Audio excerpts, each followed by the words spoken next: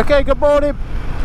Today just going to do a video on a day in Ireland and just on a tour, motorcycle tour. I'm on a Royal Enfield Himalayan 450. I'm on a group ride.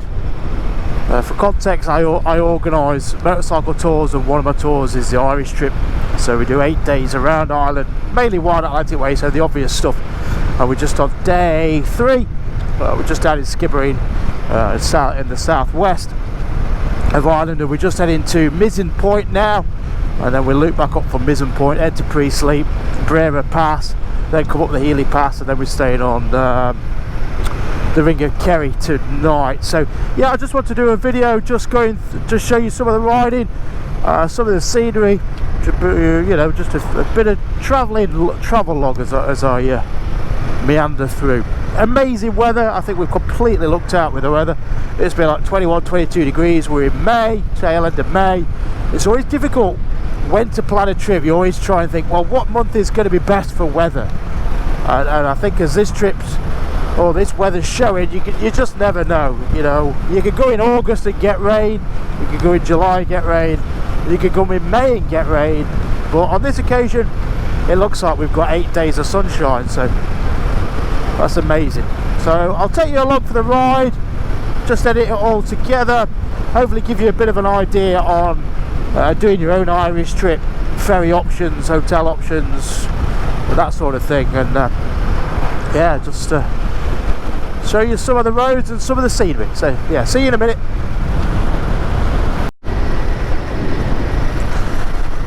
Okay, so getting to Ireland, it's really easy. It's about 120 quid return with the bike, approximately. Main ports seem to be Fishguard Roslair in southwest Wales, or Holyhead into Dublin in northwestern Wales. Also you can go into Liverpool, and I'm sure you can go to Stranraer as well, I believe, in Scotland, which is a good route if you want to sort of combine a bit of Ireland and Scotland together. Typically I go Fishguard Roslair. The beauty of Roslair is that when you come out the ferry in Roslair, it's a very small little place, and you don't have to make any turns, and you're straight out into, you know, open riding, which is ideal if you're maybe a bit nervous, or if you've got a group of you. It makes entry into Ireland really stress-free. So to be honest, I'd probably recommend that as the best way in. There is a good, if you're camping, there's a good campsite, a motorcycle campsite about 30 minutes from the ferry. I think it's called Motorcycle Camp in Wales or something. They've got food there, and it's just a great motorcycle purposed campsite. We came into Dublin from Holyhead on this trip.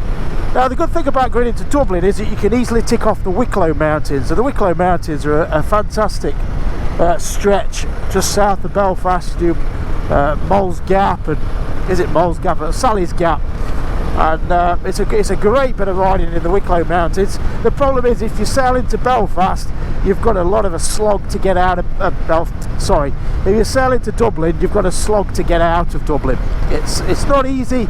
You either have to spear straight out onto the ring road and hit the motorway, or you have to chink your way through the urban area, which is just traffic light after traffic light. And if you're a little bit apprehensive, or if you're in a group and you're trying to keep a group together, it's very difficult arriving in Dublin. So that's why Fishguard Roslair. Personally, Stena Line is an easier company to deal with than Irish Ferries. Certainly if you're with a group, they've got a better group booking system, just easier, more responsive, easier to adjust any bookings, new registrations or anything like that. And I just find it's an easier company to deal with, and actually I'd say friendlier staff. We sailed in with Irish Ferries this time, and they didn't do any help with the strapping down of the bikes. They didn't even check the bikes, they just gave you a strap and said there you go. Whether that's a way of absolving any liability if a bike falls over, I'm not entirely sure, but if you'd never strapped down a bike before, I think you could find it a little bit unsettling, you know, worrying that your bike's going to get strapped down. Now you don't need a passport for Ireland. I would recommend you get travel insurance in case anything happens, because you're in Europe. Breakdown cover you can also get. So those stock essentials Otherwise it's just your usual things that you need for a motorcycle trip really. I always think a puncture repair kit is essential, because if you're reliant upon a breakdown service to fix your puncture, well, it could take days, it could end your trip just for what could be a simple repair if you've got a plug kit for a tubeless, or even a kind of tyre sealant for a tube tyre. So think about that. Also consider wear items, chain, have you tensioned it, brake pads, tyres, does your bike need oil, will it use oil, sort of basics like that. There's a good biking community in Ireland, there's lots of options if you need help. I think out here, and the Irish people are very hospitable towards bikers. We get a lot of communication, people in petrol stations asking about the trip, where you're off to, and I think it means that if you're in trouble, somebody would help. Ireland's a very friendly country, and I've got to say, as a place to travel, it's just, well, look at it, it's a fantastically scenic place. Everywhere's, certainly on the tourist trail, is very clean, very ordered, the driving's sane, there's no craziness. It's a very manageable, easy place to travel, so I think it's a very novice friendly place, and would serve as a good alternative to somewhere like Scotland or Europe, and it'd probably be a good bridging destination between somebody doing Scotland and somebody doing Europe. Come to Ireland, shared language, well, there is a shared language, and it's kind of safe and easy. So that's it. I'd recommend Ireland. We're just headed now to Mizen Head. I'll talk about the bike a little bit next, and which bike might suit a Irish adventure.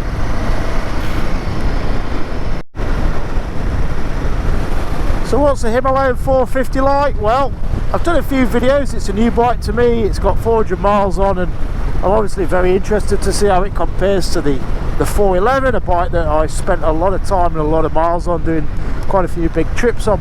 It's a bike I love, faults and all, warts and all. And the new 450 is coming with a lot of promises of being better, and it's a question of finding out how it's better, where it's better, and equally maybe in some ways it's not quite as good.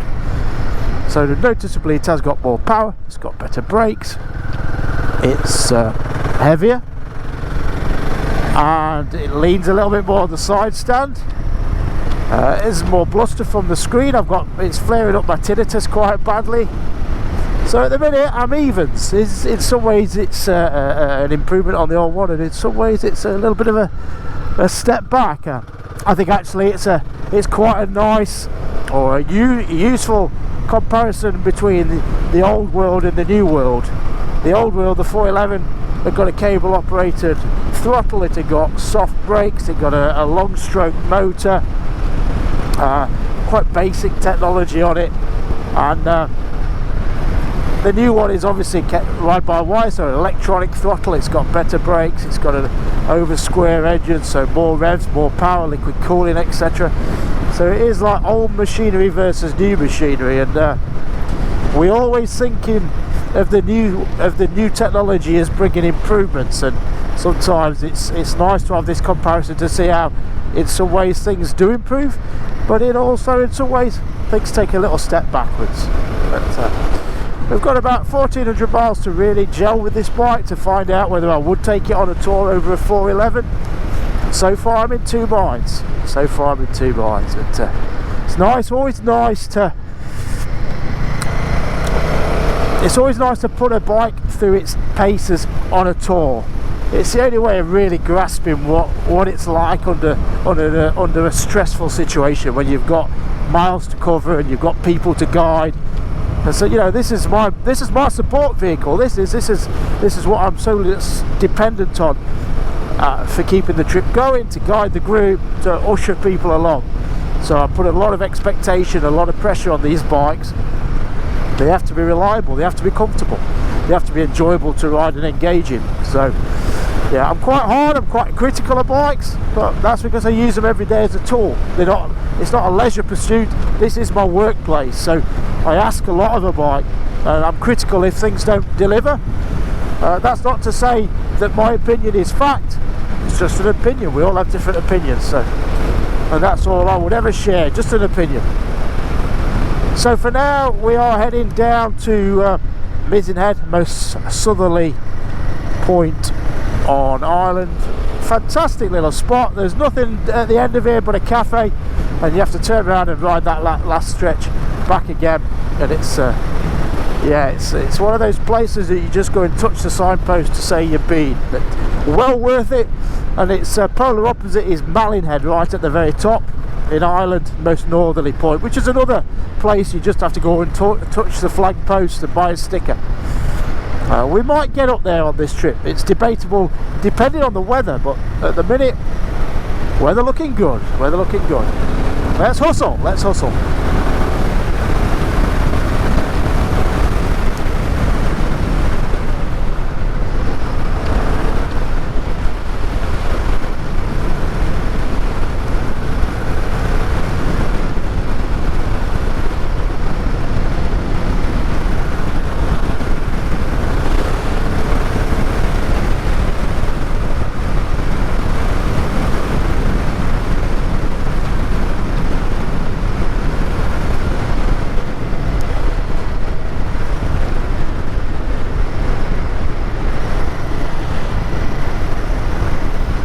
This is it, going into Mizen Head.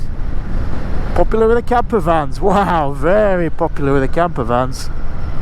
I have never seen it like this with the camper vans before. Good bit of weather will bring them in. You cannot blame people for camping here, can you?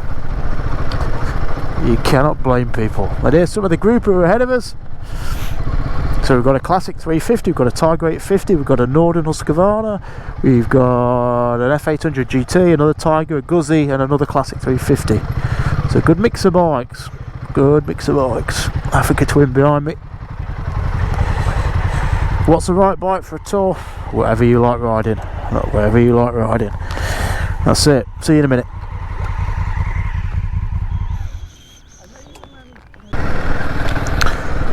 Okay, we just sort of stood in little single track road just up from Mizen Head, and the Wild Atlantic Way is I guess a network of roads which has been coined and marketed much in the same way that the NC 500 was up in Scotland. I don't remember the entire length of the Wild Atlantic Way, but it consists of pretty much every coastal road, whether it's a dead end, whether it's a peninsula or whatever. So it's far bigger, or the network is far bigger than most people are going to get a chance to ride, certainly on one trip. So it's a little bit about being selective and trying to pick the highlights and pick the bits that you're going to have to skip out and bits that you're going to have to do on this trip, and maybe come back next time to do the rest of it.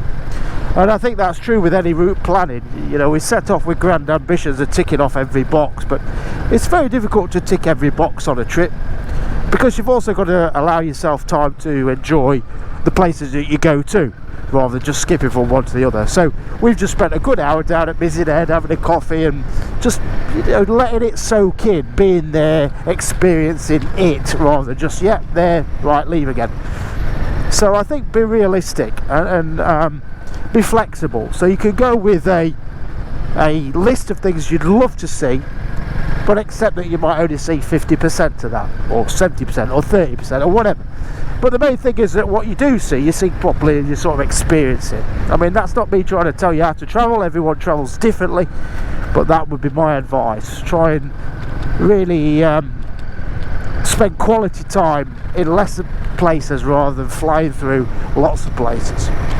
But you've got to find your own way. You've got to find your own rhythm. You're going to have to find how many miles you could comfortably do in a day and still enjoy it.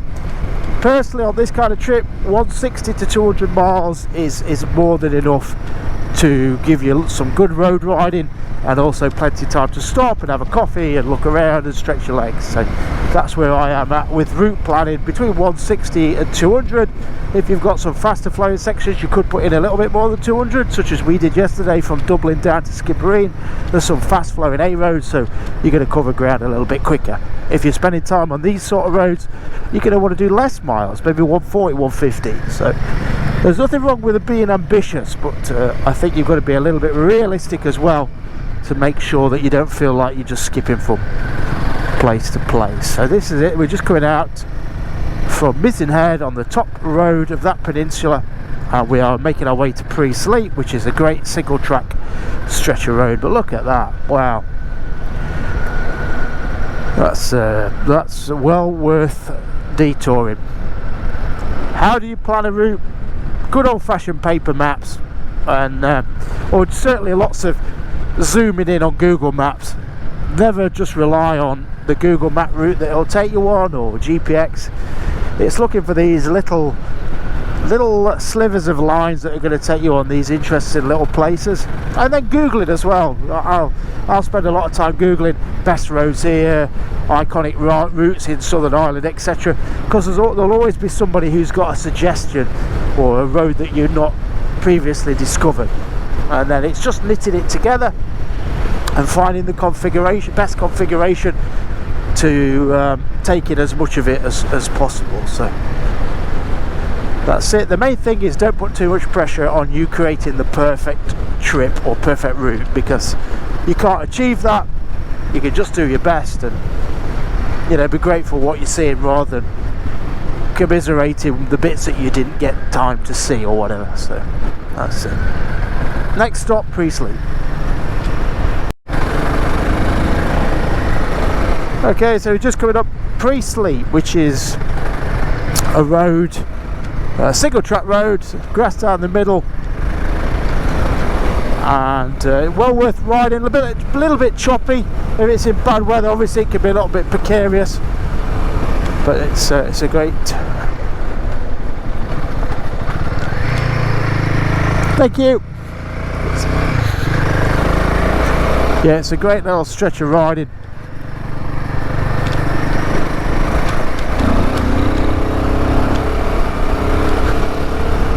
A bit like Applecross, but a bit rougher, quieter.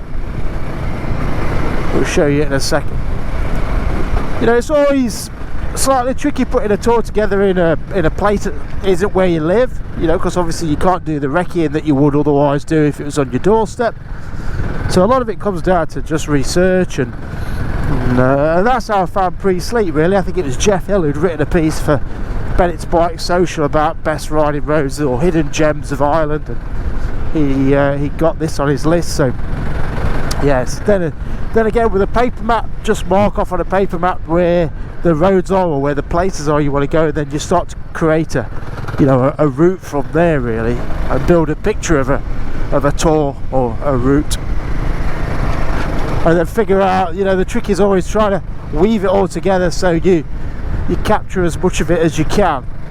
So we go up Priestley, and then we drop back down over the Healy Pass, and they go back down and up over Healy Pass. So it means we do 3 of these great roads in an afternoon without missing anything. So it's sometimes it just takes a bit of trial and error, but a lovely little exploration road, this. Himalayans deals with it well. This is again where a little bike like this, it just comes into its own. It's manageable, more than powerful enough, you know. It's not for want of power. Comfortable.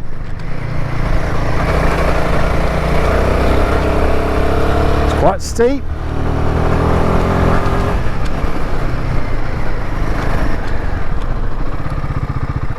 I don't know. A bit further. I want to turn back and film them coming up the hill.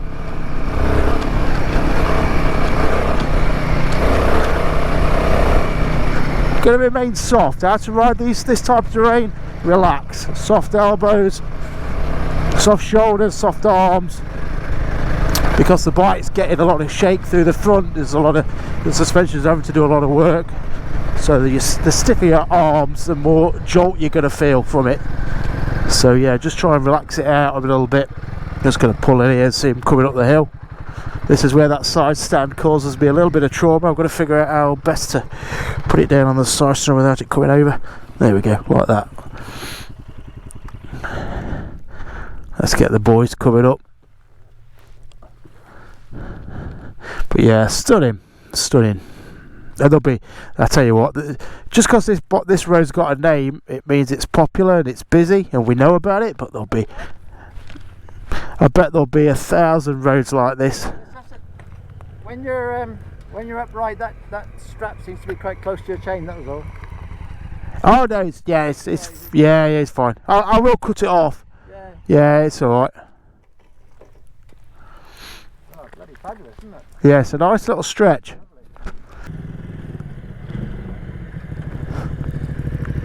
Oh yeah.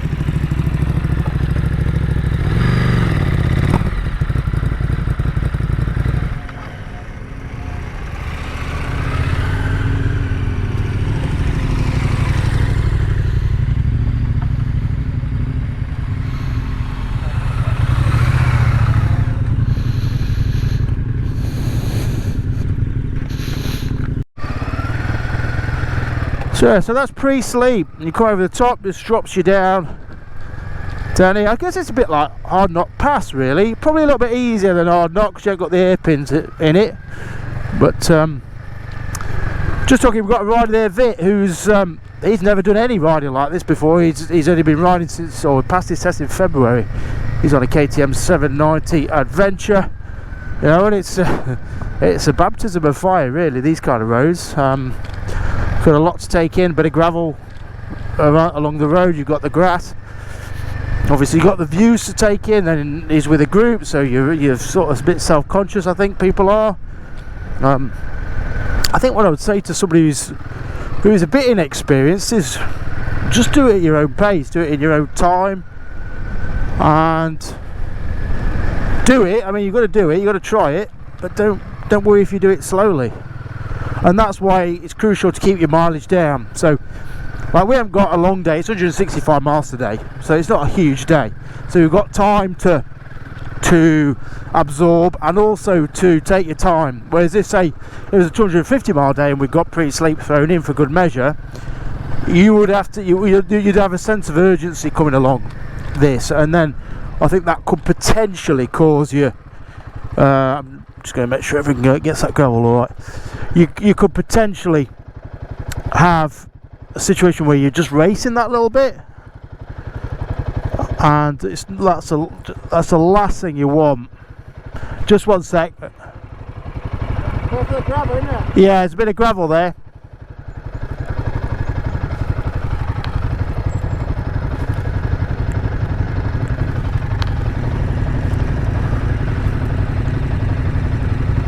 Yeah, Dave's got him. Dave's a good hand at back.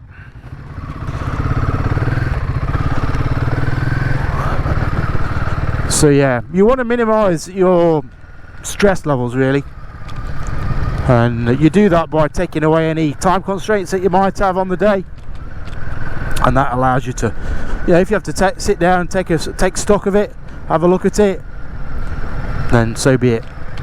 That's it. Pre-sleep, very nice stretch of road. Why it's called pre-sleep, I suspect there's a story attached to a priest who took a long leap for some reason, of romantic underpinnings, I would suspect. I don't know the story. I should know the story, but I don't. So a terrible tour guide, but I would certainly recommend it.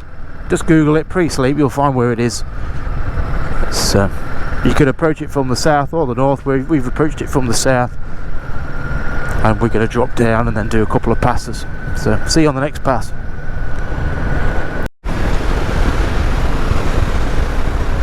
Okay, just going up to Caha Pass, which I think is a really lovely pass down here in the southwest of Ireland. Not a road I'd heard mention of by anybody, but I saw it on a map and I thought, well, that looks very wiggly.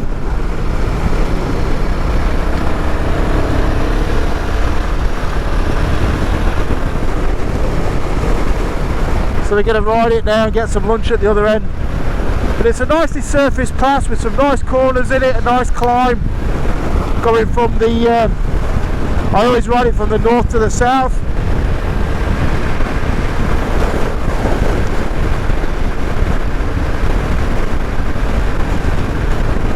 It's always nice to try and get a clear run at it. Can't always guarantee that, but you know, it's what it is.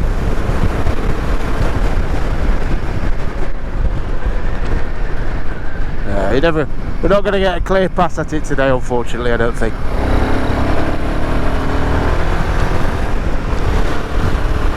The 450's definitely got that little bit more growl. I'm just stretching its legs a little bit now, 5,000 RPM. It's got 449 miles on the clock.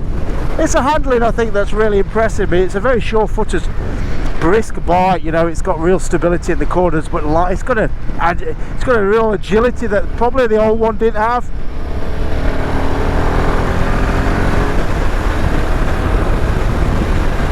It's probably a little bit more engaging. Sorry for that solid white overtake then, but it was a safe manoeuvre really.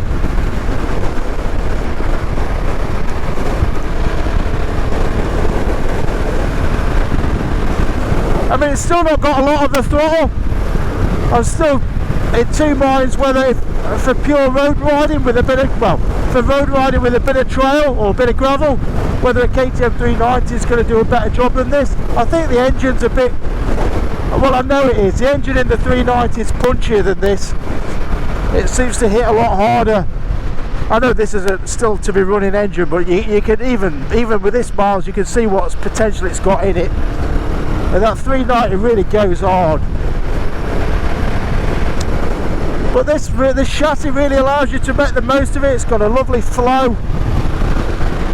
Just taking some nice wide open lines, leaving some safety margin, not chasing any apexes.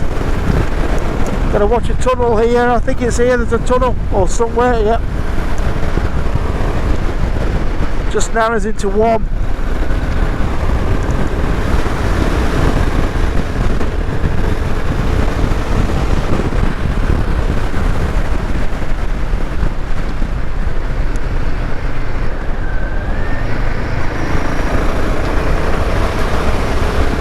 So again, I think we've probably got 5 miles an hour over the old one. That's where I'm at. 5-8 miles an hour quicker in all situations, perhaps.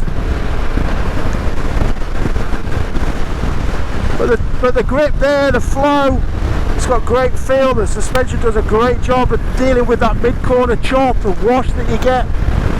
It's where that Triumph falls down a little bit. It starts to want to stand up and become discombobulated, let's say. Yeah, that Triumph. It just don't like to do two things at once. It's not a multitasker. Whereas this Himalayan, the 450, to be honest, I expected a great chassis with this bike, and it has absolutely got it. It just you can see that they've set it up to be a nice handling, progressive riding bike.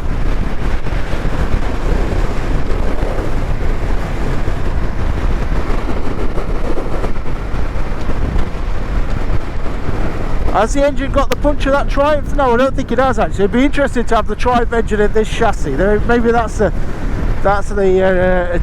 true recipe for a superb small capacity adventure bike, that Triumph engine in this chassis. But that's a lovely pass, that is lovely.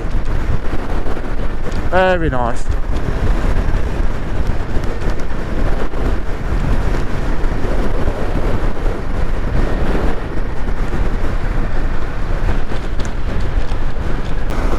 Okay, so we're just coming on to Healy Pass, sorry. Great little stretch of road this, really nice. Watch these narrow bridges. There we go. Right, 4th gear. Weight the inside bar. Bit of counter steering. Look through the corner. I've got a tight left. Back brake onto the front. Come off the brakes. Start to bring in some power. Watch that car. 4th gear, down to 3rd. Up through the corner. Drop wide.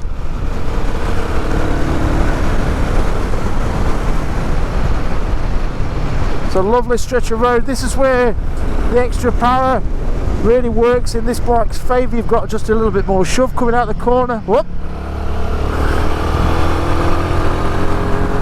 5,500 RPM, still a bit tight.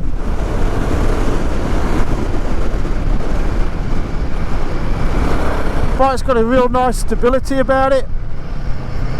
2nd gear, look through the corner, all good.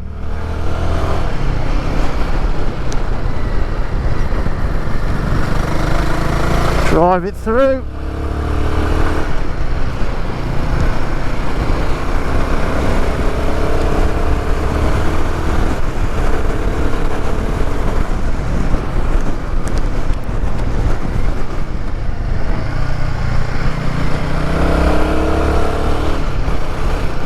Short shifting.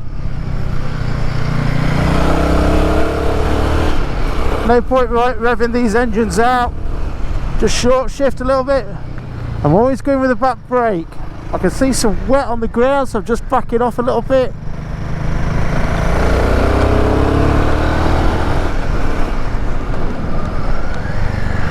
Yeah. Gotta back off if you've not got confidence.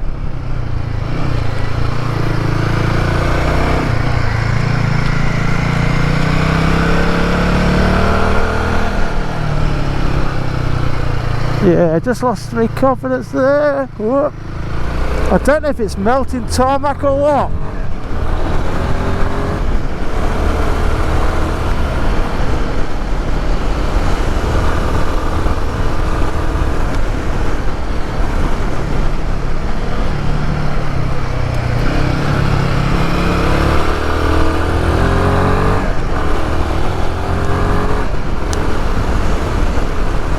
Bit buzzy through those pegs.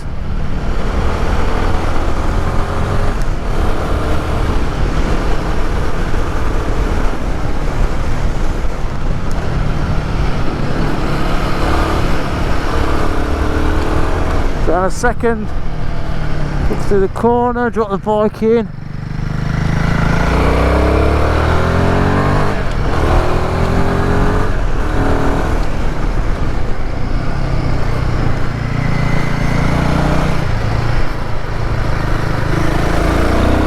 Nicely pull out in third there. Fourth, down a third. Bit of trail braking.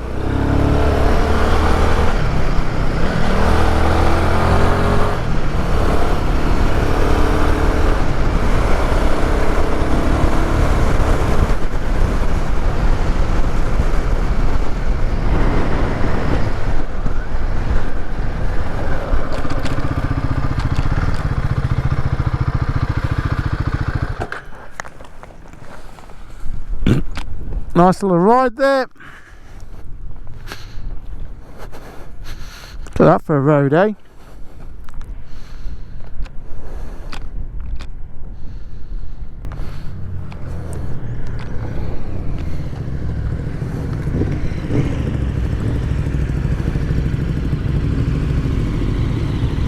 Little Himalayan 411 doing well.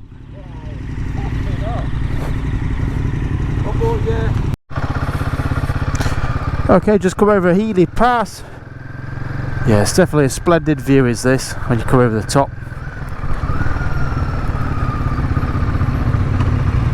Alright.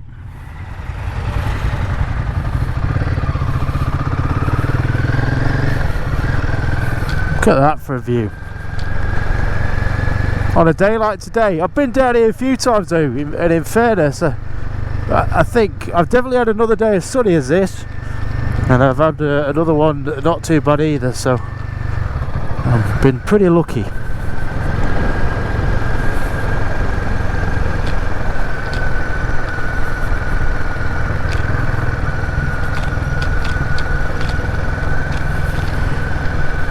What a view, eh? Look at that.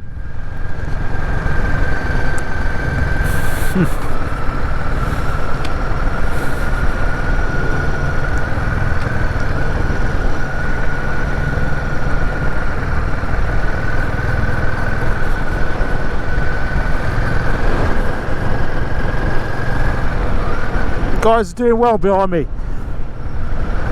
The guys are on bigger bikes, and I think it's always interesting to see the realities of different bikes on the same terrain, because it reveals that terrain like this is a great leveler. You know, it's it doesn't matter how much power you've got or anything else. It's down to other factors, I guess, riding experience and things like that. So I guess all I would suggest to that is, if you think you can buy your way to being a faster rider or a safer rider or whatever you value, then it doesn't really work like that. And personally, if you're going to invest money on performance enhancements or performance gains, whether it's bits for your bike or a new bike, I'd probably say get a bit of rider training, because it makes such a difference. I mean, I'm not a racer, but I carry good pace. For simple fact, I take a safe line that allows me to carry some momentum through. It means that I don't rely on the engine for my pace, if that makes sense. I just use momentum. Once I've got the bike rolling, I just conserve momentum, and that makes you a faster rider, I guess. And I would say the capability of most bikes will never be reached by their riders, and so the best way of improving your speed and your enjoyment, for that matter, because if you build your confidence, you build your speed. So let's probably say, if you want to build your confidence, don't buy a bigger bike, get more training, or whatever it is.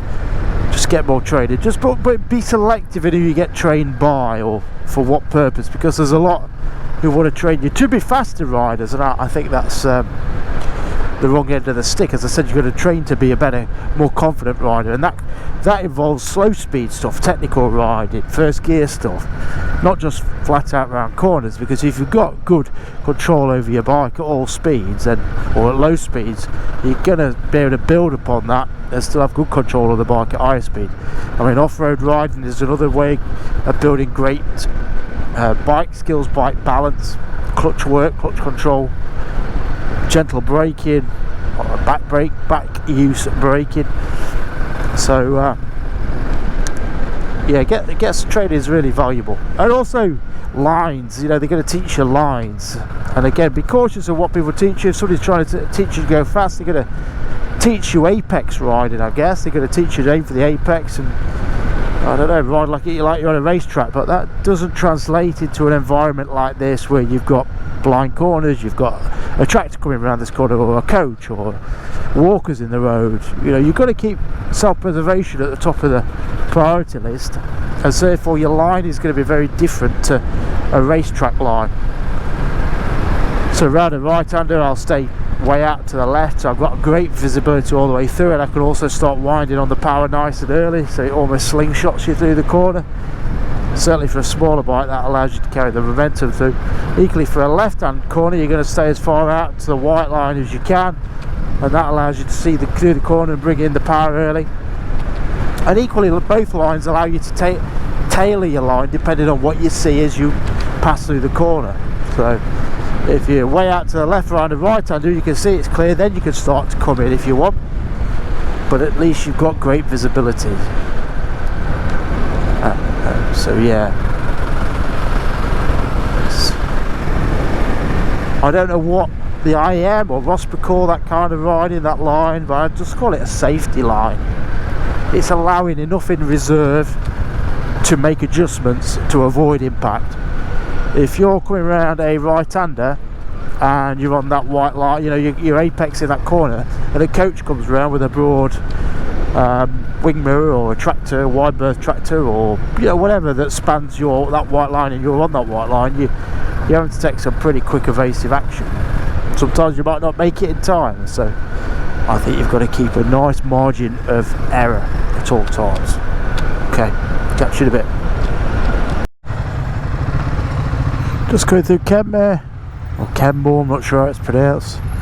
What we like about the Irish towns is there's just lots of independent shops. It doesn't seem to have been taken over by the chain stores, or maybe they are, maybe the Irish chain stores, which we've not heard of, but yeah, just love the old signage. Just got a lot of charm about it. Business, you know, we don't have that desolation of the urban areas. Certainly the places we're passing through, I'm sure there are areas of the bigger cities that have got some decay, but certainly the smaller towns, they don't seem to have got that browbeaten closed shop facade like a lot of places have. So yeah, Kenmare, this is lovely, just at the southern end of the Ring of Kerry. Be a great place to have a few nights over, I think. Bit busy. Be nice if we could just find somewhere to pull in and have a quick coffee, but I think we've got 6-7 bikes behind, so can't see that happening. You never know, we'll see. But yeah, look at this. Perfect. Charming, let's say. Charming. Although you sat with a nice quiet drink. Hello. Hello. Oh, we are disruptors of serenity. Oh, that's what is it? Newlywed and nearly dead crowd. Certainly the nearly dead crowd. You might be watching this, some of you, but there's just some people in life. They're of an age where they expect the world to bow down to them, and they don't bloody like you, and they all give you the scowls like that chap back there. You know, they're all just what's all that noise, all that racket. You know, they get off tourist buses. They've just come out of Waitrose, and they don't like motorbikes. Bless them. Yeah, it'd be nice down that town, but I don't think we can get parked anywhere. Bit of ice cream and waffles, that looks better. Just parking, that's probably when you end up as a big group. We've been split down mainly, but when you end up as a big group, it's hard to find parking. Which is why, you know, travelling on your own, travelling in twos, it's always going to be an easier bet. Just logistically got less to worry about. Where you're going to park 2 bikes versus where you're going to park 8 bikes, for example. So.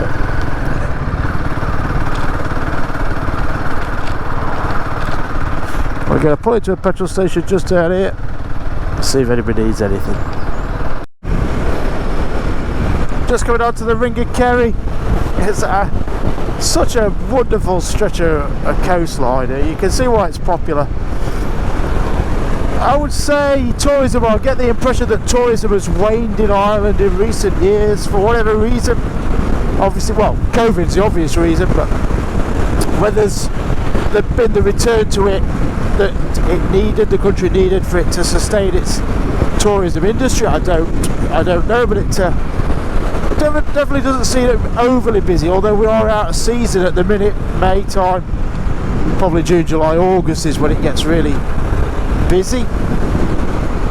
But I probably get the feeling that these entry points to the Ring of Kerry are the busy bits, in Killarney, where the lake is, those areas. But when you get into the middle of the Ring of Kerry, where we're staying, for example, you get the sense that they don't get quite the passing trade, the Ring of Kerry trade that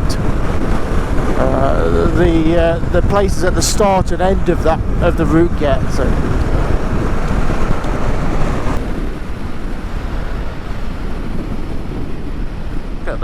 Look at that.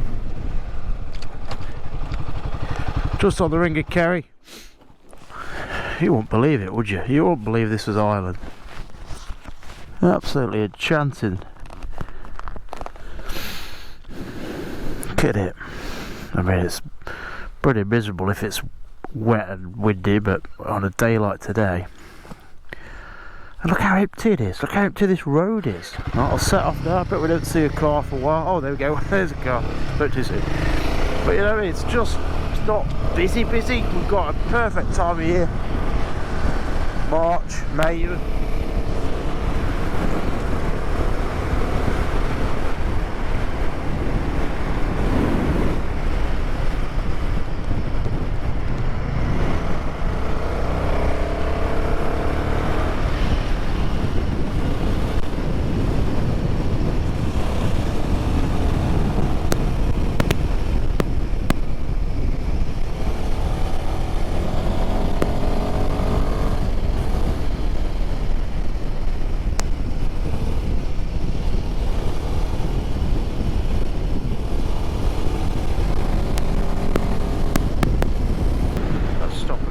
Look at this Ring of Kerry.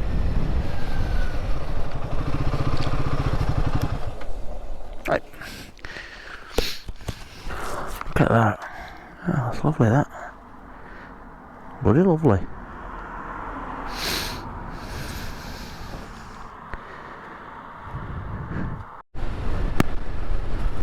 So that's it. A day on Ireland. I'm not showing you what I've ate or what I've drank, where I've been to the toilet, but we've done a lot of riding. Only 165 miles, but some of the most scenic 165 miles you'll ever have. Weather is a great factor in the enjoyment of travels, or though not necessarily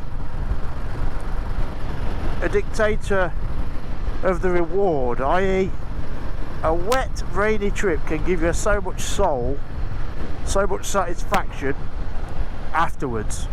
Maybe not at the time, but there's nothing guaranteed to ingrain a journey in your memory than a bit of sufferance. And sometimes with sufferance comes the status of the trip. It cements the trip in your mind because you've endured a little bit. So I don't mind a wet trip. It means people are going to remember it for all the right reasons and all the wrong reasons. But it's nice to be bathed in sunshine today. Ireland's an easy place to travel. It's a great place to travel. Full of great people, great food, great scenery, great roads.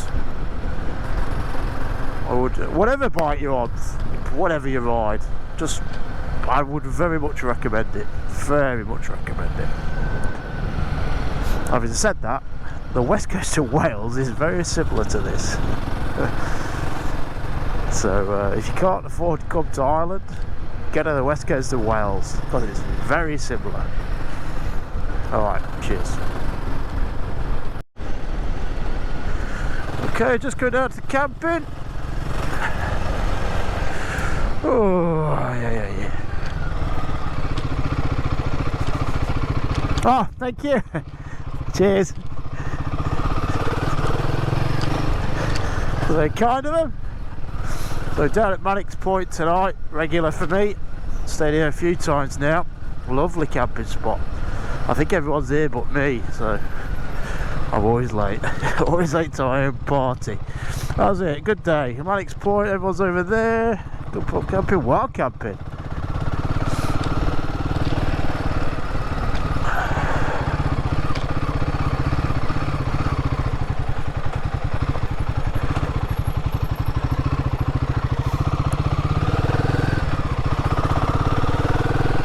I'll just show you.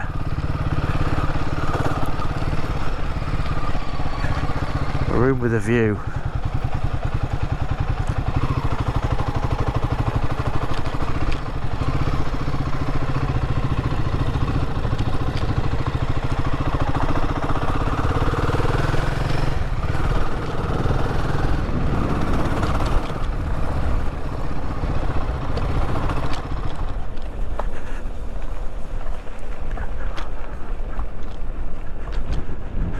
Nice.